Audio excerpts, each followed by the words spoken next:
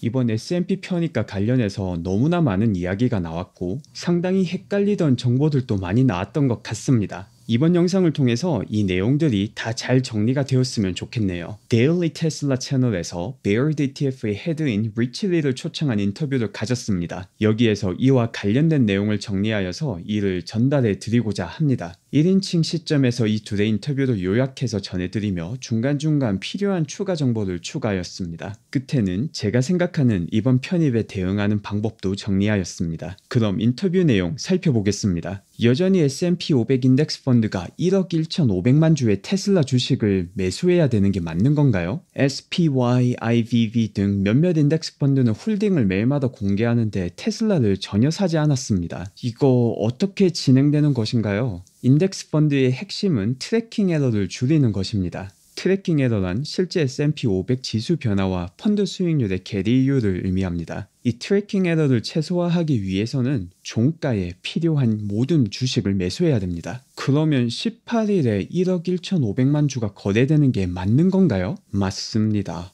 여기서 살짝 놀라셔도 되는 부분입니다. 규모가 워낙 크다 보니 이런저런 이야기들이 많이 나왔는데 결론적으로는 결국 종가에 모두 다 매수되는 형태로 진행이 된다고 합니다. 지금 테슬라의 실제 거래되는 주식의 15%인 1억 1,500만 주가 내일 종가에 매수된다는 것인데 리치 씨의 경험으로 비추어 보면 이 정도 규모의 거래가 유동성에 큰 문제 없이 진행될 수 있다고 보시나요? 이건 확실히 일반적인 이벤트는 아닙니다. 일단 테슬라의 S&P 편입은 여름부터 이야기되었고 이번 9월 달에도 많은 사람들이 예상했다가 드디어 실현이 되는 아주 잘 알려진 이벤트입니다. 종가에 거래되어야 되는 거래량만 생각해보면 워낙 크기에 이와 관련된 리스크가 있는 것은 사실입니다.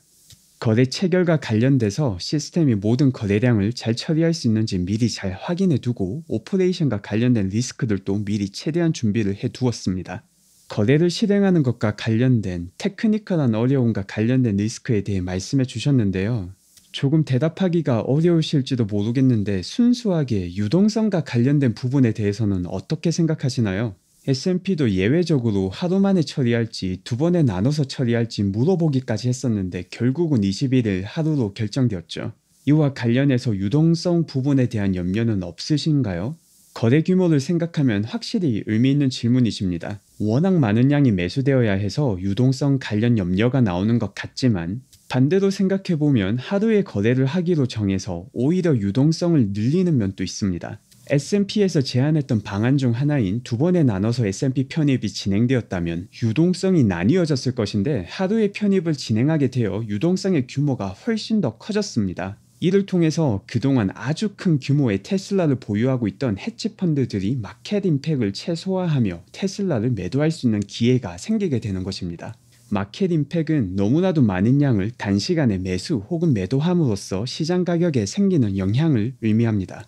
이번 하루의 편입이 결정됨으로써 평상시는 이런 마켓 임팩으로 매도 기회가 부족하던 다양한 펀드들이 매도할 수 있는 기회가 생겨서 매수뿐만 아니라 매도 쪽의 크기도 충분히 클 것으로 생각합니다. 하필 또 이날이 네마녀의 날인데 이와 관련해서 간단히 설명해 주실 수 있나요?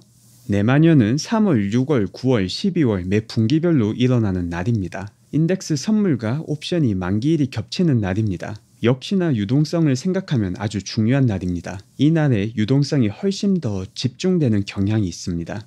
앞서 말했던 인덱스들의 홀딩 내역을 보면 테슬라를 전혀 볼 수 없는데 다른 펀드에 미리 사두고 미리 사둔 테슬라 주식을 옮기는 것인지 아니면 옵션을 이용하는지 아니면 다크풀을 이용하는지 다크풀은 나스닥 같은 공개된 거래소가 아닌 비공개 거래소입니다. 하지만 거래량은 거래가 일어나고 거의 직후에 공식 거래소에 보고를 해야 되니 실질적으로 큰 의미를 둘 필요는 없습니다. 일단 펀드 안에서 미리 사둔 주식을 옮기는 형태가 될 가능성은 없는 것인가요? 거기에 대해 제가 직접적으로 드릴 말씀은 없는 것 같습니다. 이건 바이사이드 매니저들이 결정할 내용인 것 같네요. 각 매니저들이 트래킹 에러도 고려해서 결정한 일일 것 같습니다. 제 분야는 고객들의 거래를 안전하게 체결시키는 것이라 제 분야 밖의 이야기인 것 같습니다.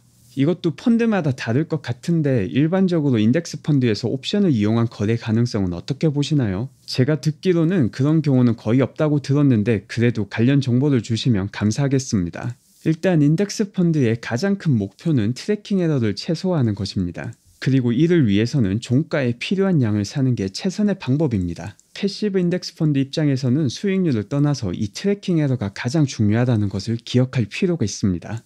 그럼 인덱스 펀드들이 트래킹 에러를 0%로 만들기 위해서는 이번 주 금요일 종가에 필요한 모든 주식들을 사면 되는 것이죠. 그리고 이를 가능하게 하기 위해서 이 내용을 미리 시장에 알려서 헤지 펀드 및 다른 소스를 통해 이날 거래에 필요한 유동성을 확보하는 시나리오를 지금 우리가 시행하고 있는 것인가요? 네, 그렇다고 봅니다. 기본적으로 모든 걸 시장에 맡겨서 시장 참여자들이 이 이벤트에 대비할 수 있도록 도운 것입니다. 많은 사람들이 이걸 좋은 기회로 보고 먼저 사서 가격이 오를 편입날 판매를 생각할 것이고 이는 유동성으로 이어질 것입니다. 그리고 아주 많은 테슬라 주식을 가지고 있던 펀드들의 경우도 마켓 임팩을 최소화하며 매도할 수 있는 기회를 가질 것이죠. 이를 미리 공지함으로써 모든 시장 참여자들이 준비할 수 있는 시간을 준 것입니다. 18일 종가 시점에 큰 변동성을 예상해야 되는 것인가요?